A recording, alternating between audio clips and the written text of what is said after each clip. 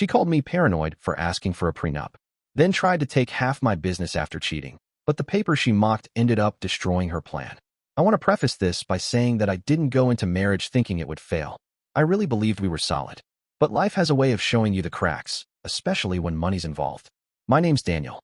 I'm 35 now, but when this story started, I was 32 and living in Denver, Colorado. I'd spent the better part of my 20s building a digital marketing firm from the ground up. Started with freelance gigs on Craigslist, worked out of coffee shops, slept in my car a few nights. By 30, I had a small office, 5 employees, and a pretty steady client base. It was my life's work. That's around when I met Ashley. She was charming, funny, loved dogs, worked in PR. We met at a friend's barbecue, and I was hooked. Things moved fast. Within 6 months, we were living together. A year in, I proposed. Now, this next part is what I want your opinion on. A few days after I proposed, I sat her down and gently brought up the idea of a prenup. I didn't spring it on her.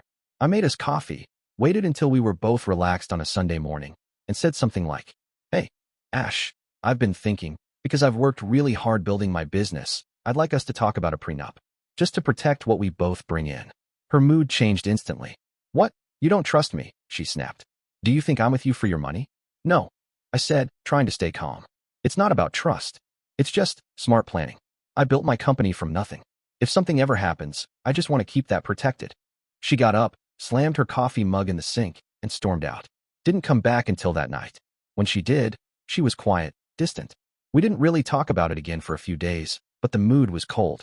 Finally, I told her, "Look, I'm not trying to insult you. I love you, but this is something I need to feel secure moving forward." After some arguing, crying, and long talks, she reluctantly agreed. Her exact words were, "Fine, but I still think it's paranoid." She wouldn't even look at the attorney I recommended. She got her own lawyer, some big personality with a flashy office, and basically skimmed the whole thing. She didn't even push back on much, just signed and walked out without saying a word. It didn't feel good, but we got married. The first year of marriage was decent. We traveled a bit, had friends over, and made some good memories. But I'll be honest, something always felt a little off. She never really showed interest in my work. If I had a great business win or signed a new client, she'd say cool and change the subject. Meanwhile, I supported her during a long job hunt, helped her build a personal brand online, even paid off some of her old student loans without a word. Still, I thought we were making it work. Fast forward to about 18 months in, something in her started to change. She started going out more, acting a little secretive. Her phone, once always left face up, was suddenly glued to her.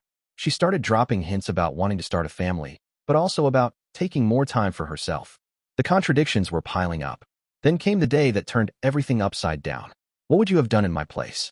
Was I wrong to bring up the prenup so early, or should I have insisted even harder? About a year and a half into our marriage, I started to notice the distance growing. At first, it was subtle. Ashley would come home later and later from girls' nights. She started getting dressed up more, doing her hair even for casual errands. That wasn't like her. I asked her about it a couple times, and she just rolled her eyes and said, "You're being insecure." I didn't want to be that guy, jealous, paranoid, hovering. But something felt off. You know when you just know something's not right? That gut feeling that nags at you like an invisible string pulling at your thoughts? Around that time, I started noticing little digs in our conversations. Comments like, "Must be nice not having to worry about money," or "Not all of us get to do what we love all day." It felt like she was resenting me for working hard. I offered to help her launch a side business, even built her a website and helped her plan content. But she seemed uninterested, like she didn't really want to build anything. She just wanted more. And not just from me. I don't say that lightly. One night, she left her laptop open while she was in the shower. I wasn't snooping, I swear. A Slack message popped up from someone named Jake. It just said, "Can't stop thinking about last weekend." My heart dropped.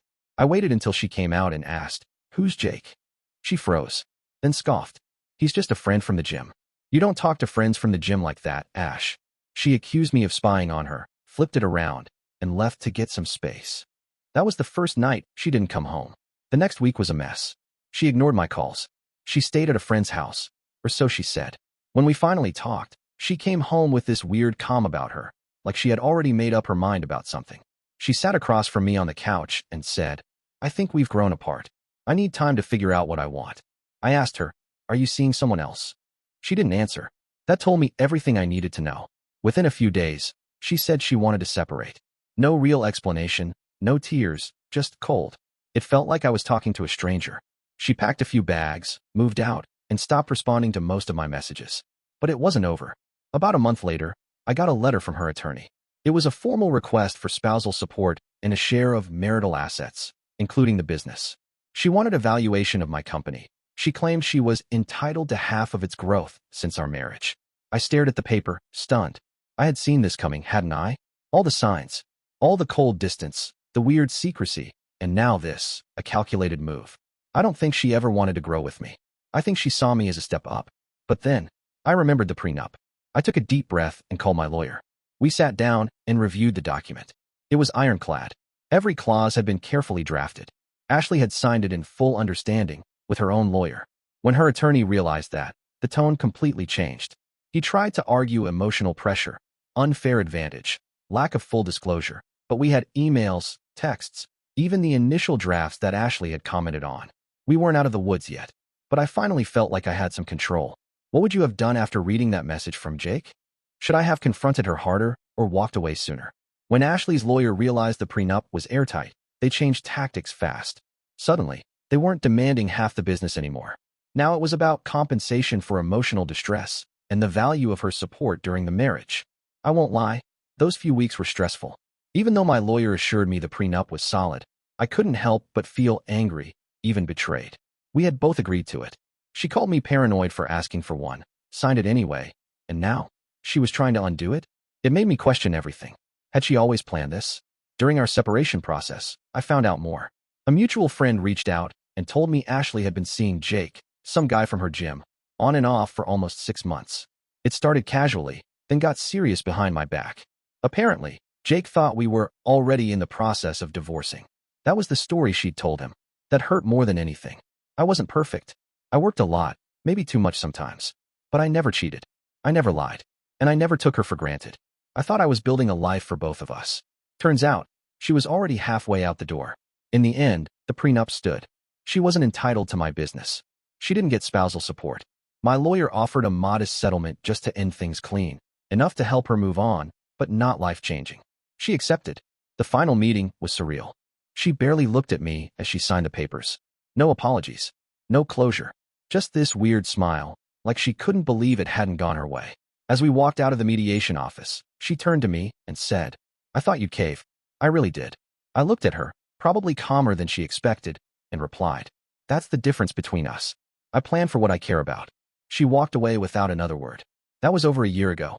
Since then, I've rebuilt, not just my business, which, thankfully, remained untouched, but myself. I took a few months off to travel, reconnected with family, even started therapy. I realized I wasn't just mourning the end of a marriage. I was mourning the illusion of what I thought we had. The truth is, that prenup didn't just save my company. It saved me. It gave me a chance to walk away without being financially gutted, without having to start from zero again. I still believe in love. I still believe in partnership. But now, I also believe in protecting your future, no matter how much you trust someone.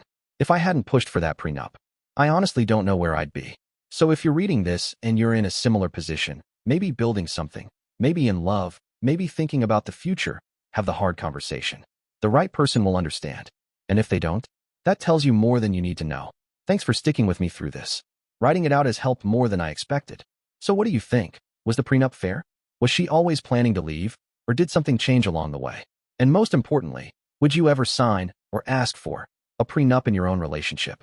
I'd really love to hear your thoughts. I appreciate you watching till the end. Hit that subscribe button and stay tuned for more content.